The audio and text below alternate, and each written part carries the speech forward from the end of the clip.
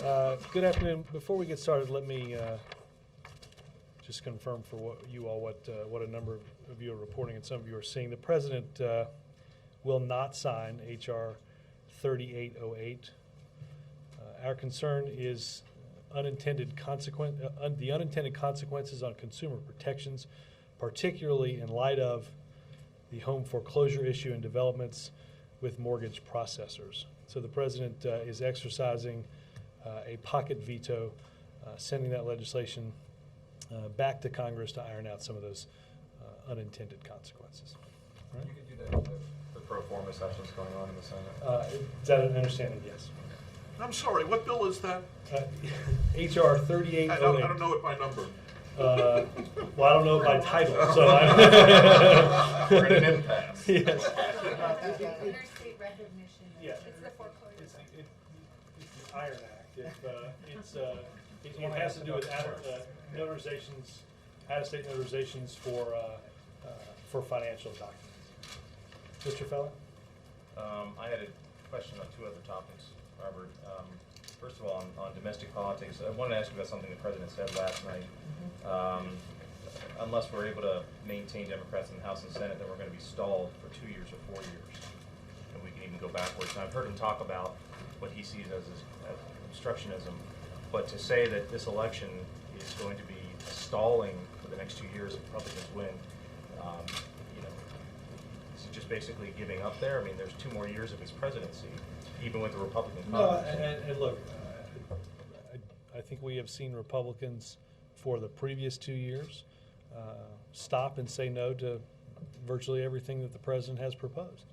I think obviously the concern he expresses there is if they were to gain control of some branch of the some house of the legislative branch, that they would continue doing the same thing. I'm sure many people who voted for the president who would expect him to continue to advance his agenda and work towards it, even with the Republican Congress. Is he going to try to do that, or is he just? Ben, we've tried to do that since the day we got here. Again, there's been a strategy on behalf of exercised by Senator McConnell and Congressman Boehner to say no and to try to stop each and everything that's happened. That's why they want to roll back Wall Street reform. That's why they want to go back to the rules of that had banks in charge of making some of the decisions that got us into this mess. That's what we don't want to go back to. Well, there have been instances in the past where a president has lost seats or lost a house in the midterms and then adjusted and gotten things done. Do you think the president is hopeful that he can do that? I think the president is working hard every day not to lose a house.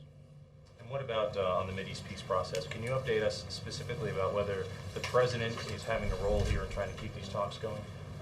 I know that the president met earlier in the week with Secretary of State Clinton to get an update on where we are in the situation. I know that both the Secretary of State and former Senator Mitchell, our Middle East envoy, have worked throughout the week with both sides to try to continue these important direct talks. I don't have anything new or specific on that. Again, as Senator Mitchell said, I think over the weekend, we continue to work back and forth with both sides in order to move this process along. Yes, ma'am. Robert, on that bill that would make it harder for homeowners to challenge foreclosures, why not just a straight veto of that? Why do a pocket veto? And also, were you guys blindsided by this? I know you said you had meetings on this today. Again, we've heard from, let me check on the second one with counsel. On the first one, Karen, I would say we have heard from, we have heard from officials around the country about the concern that they have about the possible unintended consequences of this legislation, certainly in light of what we're seeing in the mortgage processing. So out of an abundance of caution and to ensure that those unintended effects don't harm consumers, the President will send the bill back and believes that Congress did not intend for those unintended consequences to be in the legislation, and we will as an administration work with Congress to fix those. So you talked with people on the Hill, and you think maybe they'll send it back in another form? Is that? I don't have an update on that. I know they were certainly informing the Hill of the president's action, and certainly will work with the Hill in whatever capacity we need to fix any legislation so that it doesn't complicate the process. And then also, I had another question, just following up on the discussion about Pakistan. Just wondering, how extensively is this going to be dealt with in the December report? And can you talk a little bit about what we can expect in the December AFPAC report? There's been some reporting saying that this is not going to be a decisive report. It's not going to be as extensive a review as last year. What is it going to be? What can the American people expect? Look, well, remember last year we were making some very broad and fundamental decisions about the direction of our policy, some resource decisions that needed to be made. I do not expect that that process will be as extensive as the process that we went through last fall and early last winter. Obviously, the president wants to evaluate, as we do each month, where we are, decide whether or not there are any adjustments or changes to make. I think it's important to understand that we got an increase in our force structure. The troop resources got into Afghanistan as we promised by the end of August. So this will give us a chance to evaluate several months of a full complement of those resources in the country. It's hard to say whether what we expect ultimately out of the review. I think obviously the president wants to take stock of where we are and see if there are any minor adjustments. I don't expect any major adjustments. And what about Pakistan? Is the review an important chance to have a look at where things stand, especially with everything that's going on now? Look, we have a very difficult and complicated situation in Pakistan. We have worked hard on this relationship. We understand it's important to our security. Later this month, representatives of the government of Pakistan will be here to continue the strategic dialogue that the president began at the beginning of his administration in order to have very regular conversations about what is in our mutual interest, particularly fighting insurgents and extremists that we know threaten Pakistan, threaten the stability of Afghanistan, and ultimately threaten the security of our homeland. So. Who will be in that delegation, and is the president himself going to be with them? I will see if there's a longer list of who that is.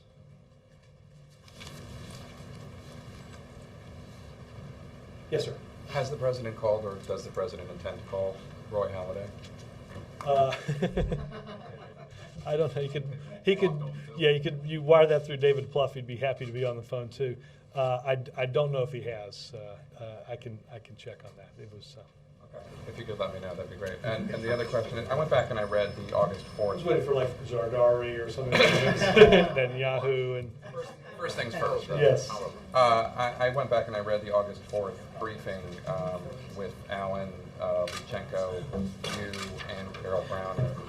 After Carol Browner went on the morning shows and gave what you acknowledged to be, and the Oil Spill Commission says is erroneous information about when she said that 70%, three-quarters of the oil was gone.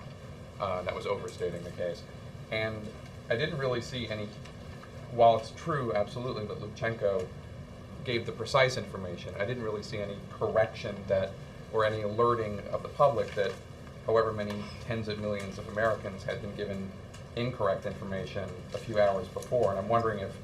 I brought the report out. I didn't bring my briefing out. Let me go back and look.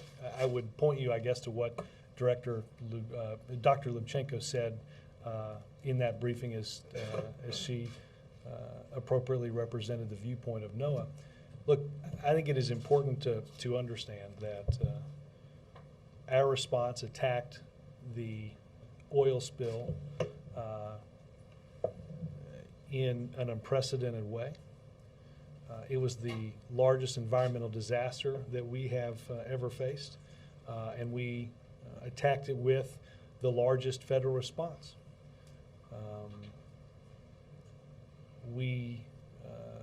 We did all that was humanly possible in the most challenging of environments. Right. This is more about communication, about communicating an overly optimistic whether it was a misunderstanding or not, an overly optimistic prognosis of what was going on in the water. And the White House has acknowledged that Carol Browner misunderstood, misspoke, what have you. And I'm wondering if not only does the White House regret that she did that, but that the White House didn't make more of a point, because there were headlines the next day, 75% of the oil gone, to make it clear that she had misspoke. Jake, I think we were, I will go back and read it. I think we were abundantly clear in the briefing that was done in here on the 4th of August exactly what the oil budget represented. It represented the fact that there was very good news that oil had biodegraded, that oil had been skimmed, that oil had been burned, that the very worst case scenarios that many people thought we would be dealing with never came to fruition, largely because of that federal response.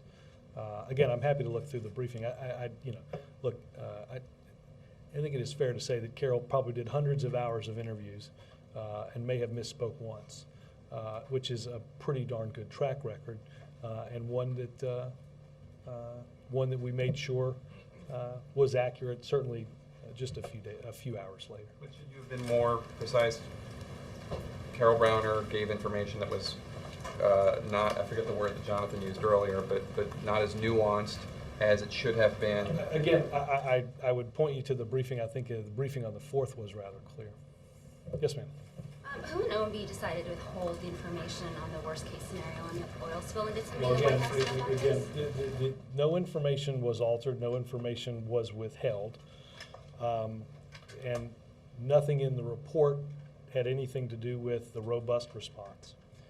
The report that NOAA sent over did not include, in its modeling, it's not a flow rate document, in its modeling, did not include any activity that was being done, as I just mentioned a minute ago, to mechanically recover, skim, to burn, to disperse, to boom oil from spreading along the coast and up the eastern seaboard, which we now know it didn't do. OMB is a regular part of a process that reviews government documents before they're released. NOAA, as we put out in the statement yesterday, understood that the analysis did not include that, went back and included that, and that report was released and is on the internet for anyone to read today. But did they know about the initial worst case scenario before they released that Did information? who know? Did NOAA or OMB know about the initial worst case? Well, again, the estimates worst from case BP? scenario was being discussed on national television. In fact, on CNN at that very time, that our worst case scenario was 100,000 barrels of oil leaking a day. We know that wasn't happening. We know that the response was robust in ensuring that every step possible was taken to protect the coastline and prevent more damage from being done. Yes, sir.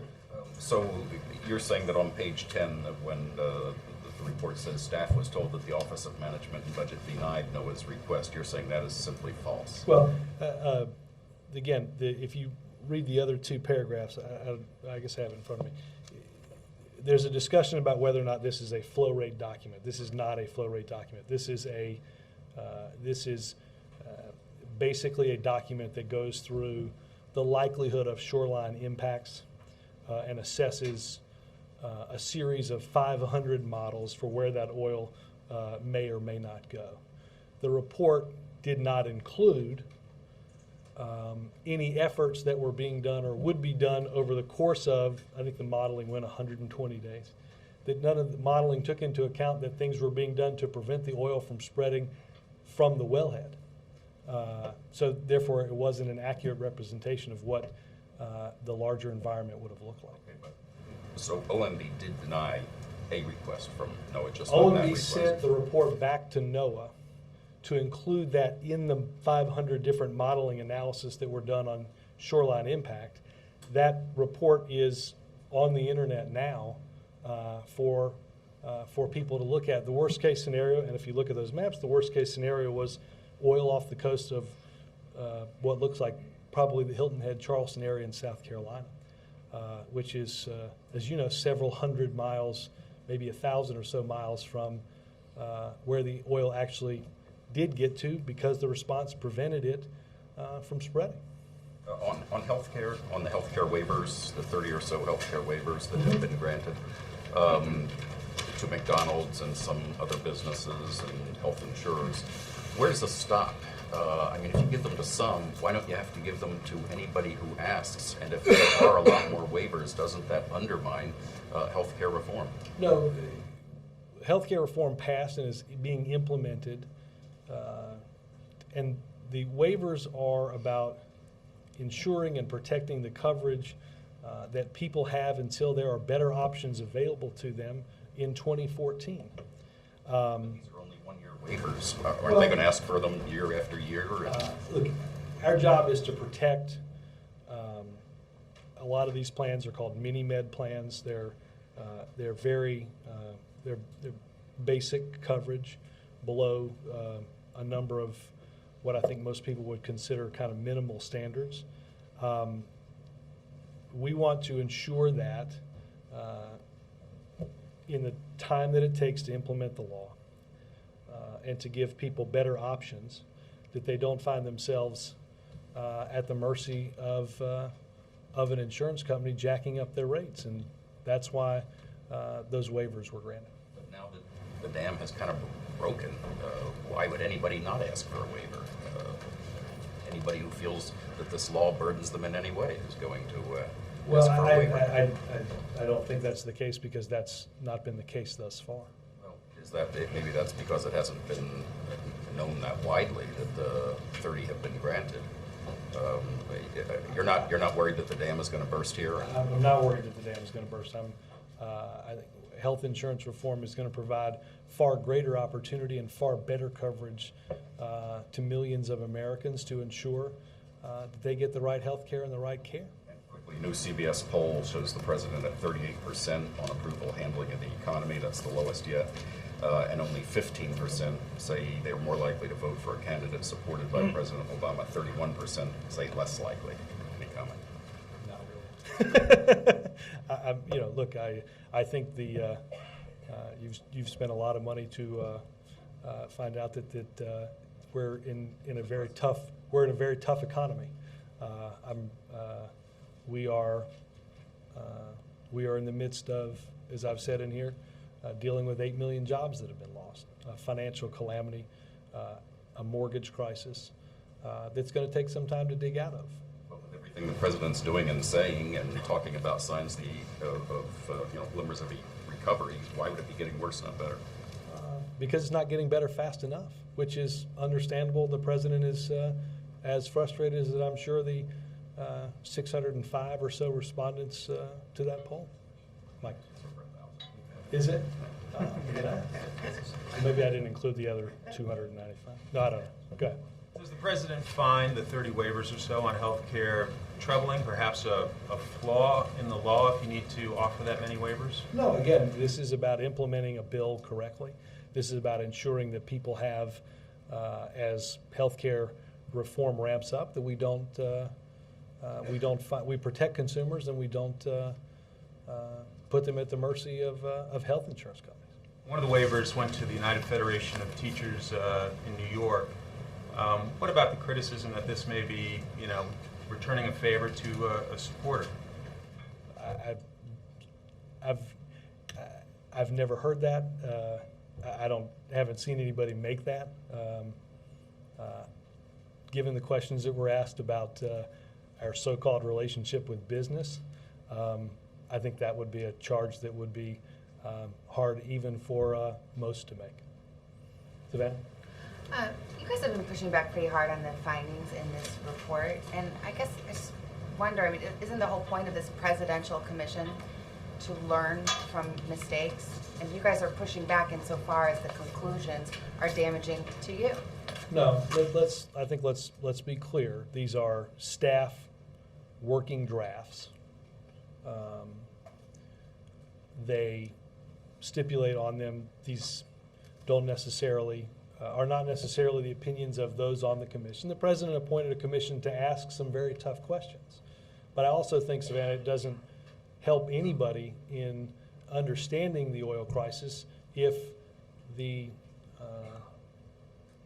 if what's set out in the report doesn't actually match with what happened in reality. Well, you guys are fighting conclusions pretty hard. I take your point that it's a draft, but it's the president himself who said he told Graham's rally, don't wait, tell me now. Don't hold the results of your review for But 6 again- months and then tell me when you find So, out. as you reported last night, the report says clearly, does not necessarily reflect the views either of the commission as a whole or of any of its members. I guess it's But a- again, Savannah, I think the president appointed the commission and looks forward to the commission's final conclusions. But understand, Savannah, it doesn't do anybody any good to look into a situation and not have the full story. It doesn't, if the document that NOAA sent to OMB is not a flow rate document. There is nothing in it that talks about worst case, and there's nothing in it that computes a flow rate. Now, if you read the upper part of page 10, you'd come away with that feeling. That's why Dr. Lubchenco will send a letter today to the commission ensuring that they have an adequate understanding of what was happening in that process at that time. Well, given that, on the flip side, are you then concerned about the analysis that's going on a staff level? I mean, why would you have any Yes. confidence in the findings if it's garbage in, garbage out, if you think this report is so flawed?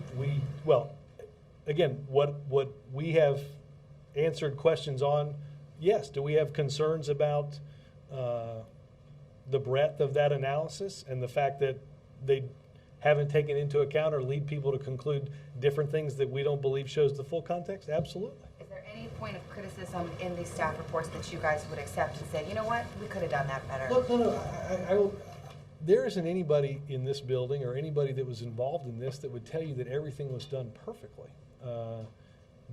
Everybody, I'd have to go through my copy of it. I would say this, Savannah, we were dealing with an unprecedented situation. You heard Admiral Allen in the very first days discuss 40 years of dealing with disasters and never dealing with a disaster that you couldn't either see or walk right up to. This was 5,000 feet below the ocean. The greatest environmental disaster that our country has faced, met with the greatest federal response. But we think it's important that as the commissioners get the staff drafts, that they include what was actually and wholly taking place, not simply an analysis based on only part of that. Okay, and last thing on the notarization bill, is this an example of incompetence by Congress that they passed a bill that was about to land on the president's desk and not really recognizing the full consequences? Well, again, this was, I think that, and you'll see in a statement that we put out,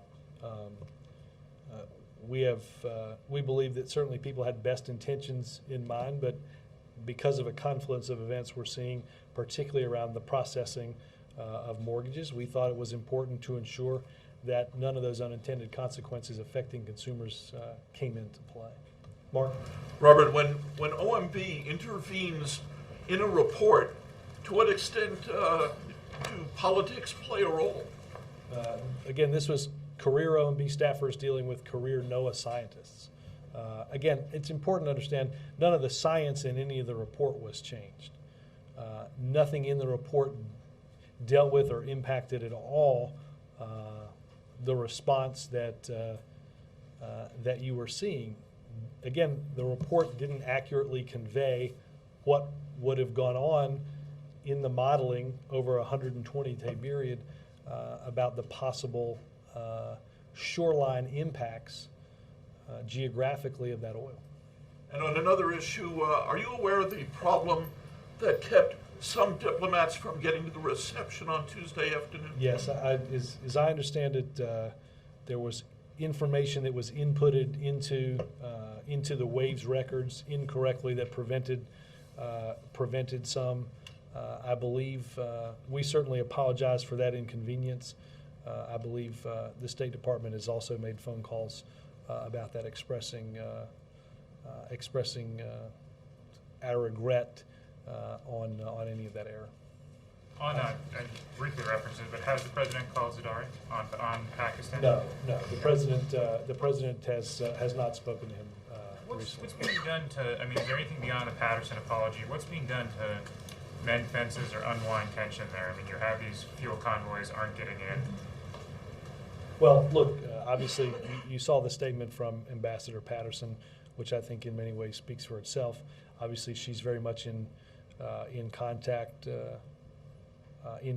with the Pakistani government, as are other officials at the State Department. And I would say, Hans, I said this earlier, we expect that that the government of Pakistan will do what is necessary to ensure the safety of those involved from militants and insurgents. That's their responsibility too. Aside from the embassy in Pakistan, nothing's being done here at the White House. I don't know if there's anybody else at NSC that's in touch with them. I do not know that anybody. Certainly, the president has not talked to President Zardoz. And just to shift gears real quick, earlier today, Donahue over at the Chamber of Commerce accused this administration of initiating a suffocating the entrepreneurial spirit. Can we get your comment? I think he did that in unleashing a series of new ads, and I would reiterate what I have said and what you'll hear the president say later today about third-party ads. If every one of the donors that have gone into contributing for those ads, the identities of those individuals or groups should be known. Certainly, Mr. Donahue wouldn't, I assume, have any problem with listing those, listing any donors that might have contributed to such an ad campaign. The process, not the actual substance of what Donahue's saying? I'm not generally concerned with what he's saying, no. Robert, what's the status of the scientific integrity guidelines? They are still checking on those, and I will, HHS was working on them, and we'll get them to you later today. I'm sorry, the guidelines? This is are you talking about what you asked about earlier today, the stem cell stuff? No, this is when the president announced that he was going to change the federal funding for stem cells, he also signed an executive order. That's what I'm talking about, the scientific guidelines. They're working on that through HHS, and I'll try to find them.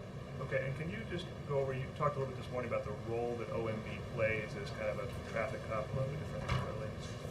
Yeah, they are part of a regular process of reviewing agency reports, of speeches, testimony, releases, policy decisions, to ensure that the material is accurate and reflective of reality, and that's the role that they played in this instance as well.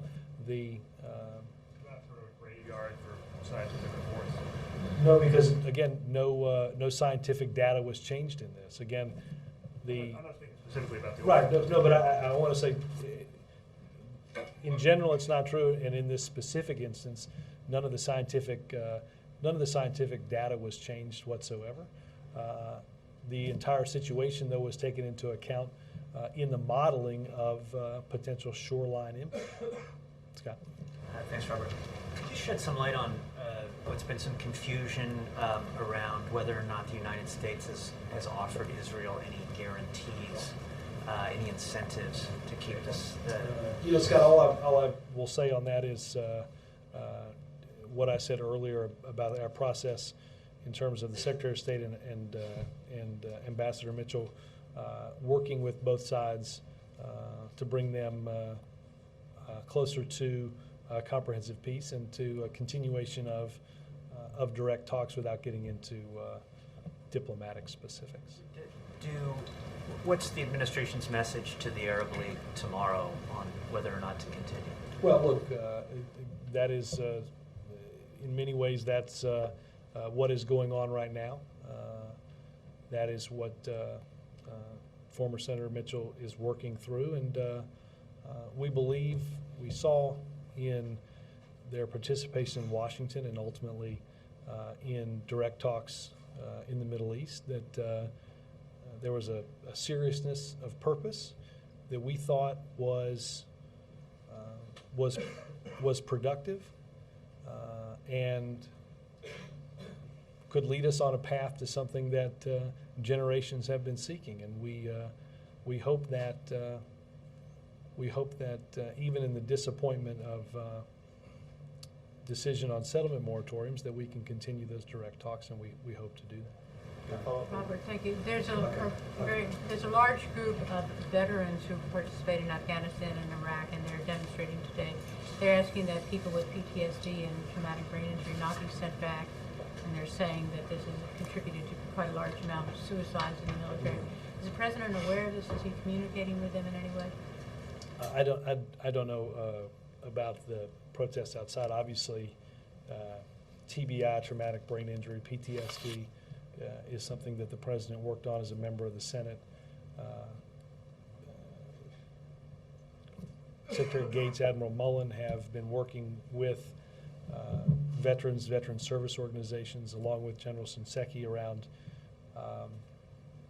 the alarming and high rate of suicides, both in theater and back here. And it's an issue that we can and should take extraordinarily seriously. We know that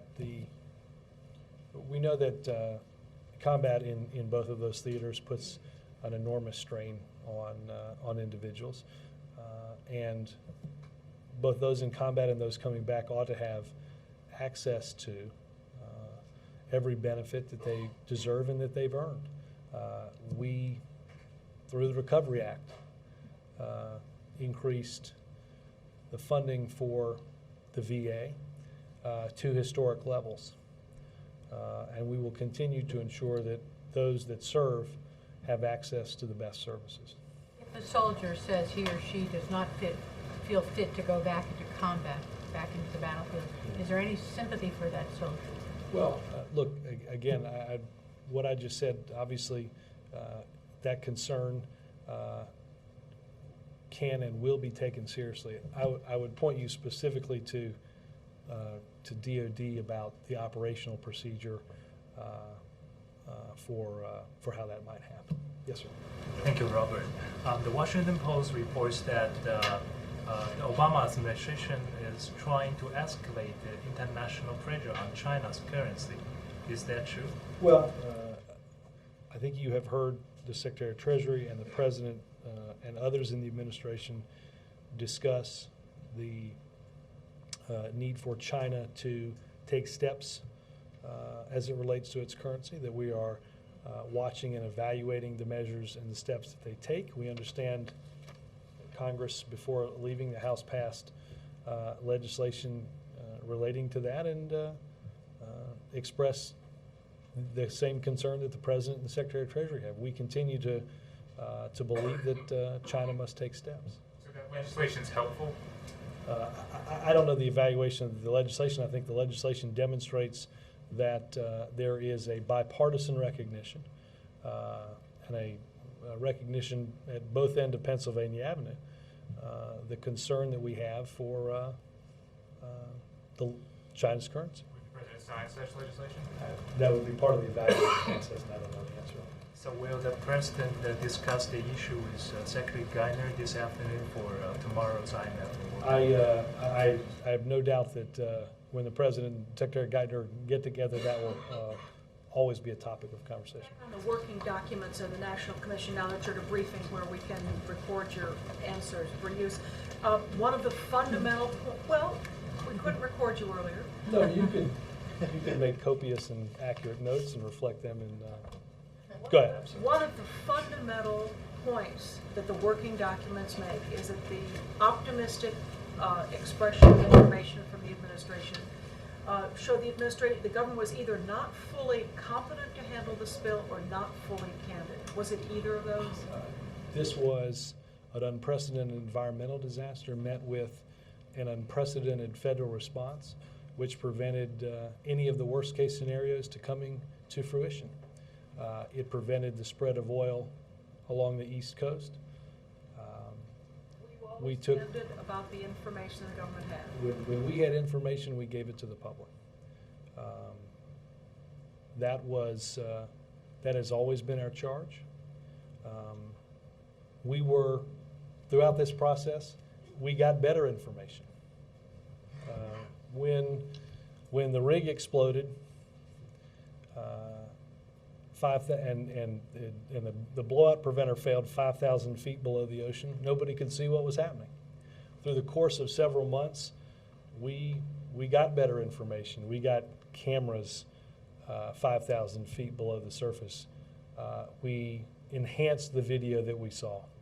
We were able to do more three-dimensional modeling. And then we directed, at Secretary Chu's insistence, British Petroleum to just BP, I'm sorry.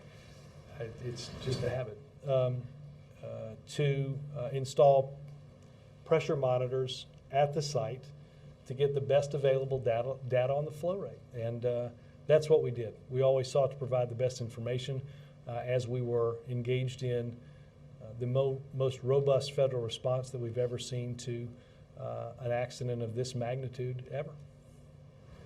Yes, ma'am. But back on Ann, and then another question. I'm sorry, back on what Ann was saying, okay. And another question. But the AP article says that this White House did block the scientists, so are you saying unequivocally that... That's not the case. That is, again, the report, after it included what was included, what NOAA had specifically not included in its modeling, that report was released and is on the internet today. Okay, now on a couple other things. One, the president goes to Bowie today to talk about education and to help the O'Malley Brown ticket. But in the long run, the president talks about education helping the economy. Where does it stand? How do you reconcile this on the short term with education's promotion for education when jobs are needed now and the money needs to be moving now? How do you reconcile that on the short term with education? Reconcile. Maybe I didn't follow. How is education in the next couple of months going to help the economy? Well, as you saw just this week with private and public partnerships with skill training and in our lifting up of community colleges that Dr. Biden is so passionate about.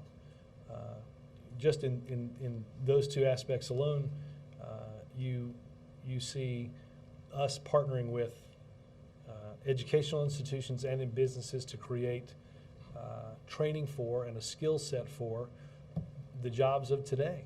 Even as we understand that education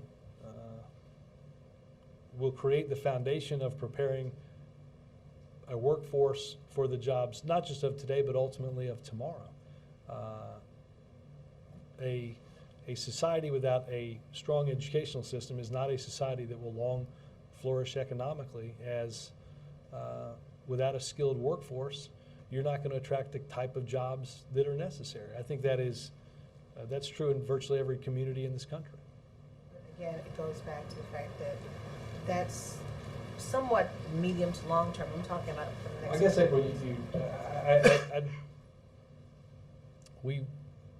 ensuring that we have the type of education that is necessary today isn't done.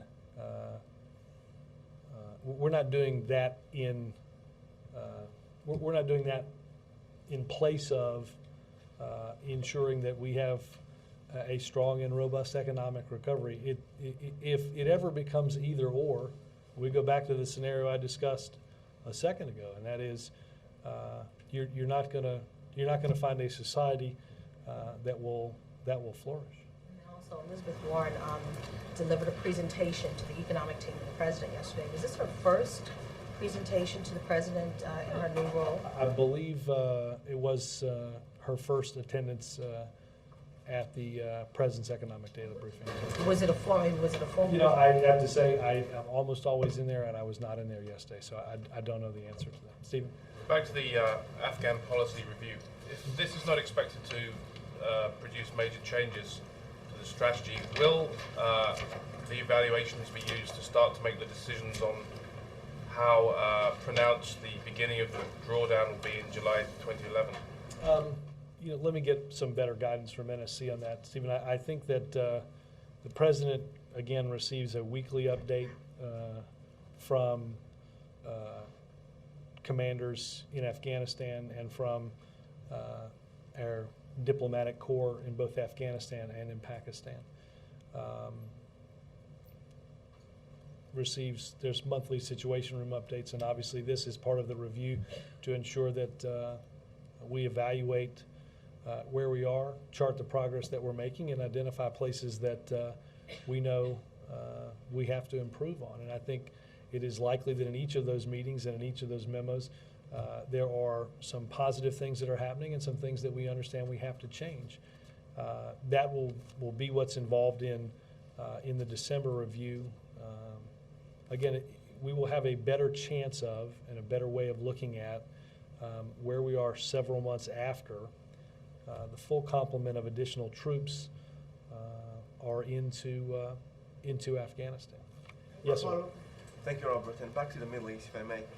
It was reported today in Israel that Prime Minister Netanyahu asked President Obama to abide by the agreement between President Bush and Prime Minister Sharon in 2004. Essentially, it allows for the annexation of large settlement blocks as part of a final settlement between the Israelis and the Palestinians. Could you be able to tell us what's the position today of the White House on this agreement? Yeah, I have not seen that statement, so let me look at some of that reporting and see if there's anything that we can do. Bill? Robert, the President's going to Illinois today to help out in the Senate race there. Can you tell us what other Senate races are now on the schedule, President's schedule? I don't have, Bill, I don't have a schedule in front of me, but let me pull some of that information. I know later in the month we'll be out west. Obviously, earlier the President was in a couple weeks ago, within the past couple weeks in Connecticut. Yeah, I don't have it right in front of me, but I can check it. On Delaware, Sarah Palin said this morning she is going to Delaware to campaign for Christine O'Donnell. Does the President have any plans to go to Delaware for Chris Coons? I know that I know the Vice President's been there, and but let me check on the schedule to see if the President will travel to Delaware. Yeah, let me go back here and I just wanted to ask about, yesterday we asked you about the teleconferences with Karzai. You were going to check how regular they were. I thought that was gotten back to, but I will, if not, we'll send that around. Let me ask it in this sense. Was there a policy change made in how regularly the President will have direct back? Not that I'm aware of, but we'll get that to you this afternoon. Yes, ma'am. The lame duck session, I had a question on the agenda. You said what you've been listing hasn't been all-inclusive. Are you also planning to promote legislation to discourage companies from shipping jobs overseas and paying for it with closing tax loopholes? Well, look, that's certainly been a priority of the President. It's been a priority of a number of members of Congress, and we would certainly love to see those loopholes closed and to ensure that we're not rewarding companies for moving jobs overseas. Absolutely. Yes, sir. And then I'll. Thanks, Robert. Just returning back to politics, the midterms here. As you know, the President's made a real push over the last few weeks to sort of reignite enthusiasm among young voters. So you had that rally in Madison, Wisconsin. On the 14th, he's having the MTV Town Hall. Can you talk a little bit about how important this demographic group is to Democrats in the midterm elections? Well, look, I think we saw young people get involved in big numbers in 2008. We saw people that had never been involved in these type of political campaigns before, registering to vote, exercising not only exercising that right, but getting involved in actively participating in campaigns, which is good for our democracy. So always in an off-year election, you see a drop-off in terms of the types of participation that you normally see in a presidential year. We want to ensure that what's been referred to appropriately as the enthusiasm gap is closed, and certainly a number of national polls show that is indeed happening. And this is someplace I think the President has a real affinity for young people being involved in the political process and ensuring that what they have at stake they have a chance to participate in this election. Yes, sir. As I'm sure you know, the judge ruled in the Ahmed Galani trial that one witness would not testify. That's the man who allegedly sold Galani the explosives used in the U.S. Embassy bombings. And a lot of critics of terrorists being tried or alleged terrorists being tried in civilian courts are seizing on this as an example of exactly why they should be prosecuted in military tribunals. I was wondering if this, what your response is, what the President thinks of this, and whether or not this does indeed, in the President's mind, underscore the need for some of these cases to go to military tribunals. Well, I will say, first and foremost, Jake, we were active participants in reforming a military commission system to allow that to be an important avenue in dealing with alleged terrorists. In this particular case, I believe, and I point you specifically to justice, it's a pending criminal matter that I don't want to wade deeply into because of it. I understand that they're certainly reviewing the order and making plans, I believe, to appeal what the judge issued yesterday. And we continue to believe that, as we saw in the case of Mr. Shahzad, that there is an appropriate avenue for these courts to play in dealing with, and in Mr. Shahzad's case, arresting, interrogating, getting valuable intelligence information, and ultimately locking him up for the rest of his life for his actions in Times Square. Kendra, will the President and First Lady be hitting the campaign trail together? And what does Segue. What do you think of? That was not a setup. But you happen to be fortunate enough. Let me answer the first part of your question by announcing that on Sunday, October 17th, the President and the First Lady will travel to Cleveland, Ohio.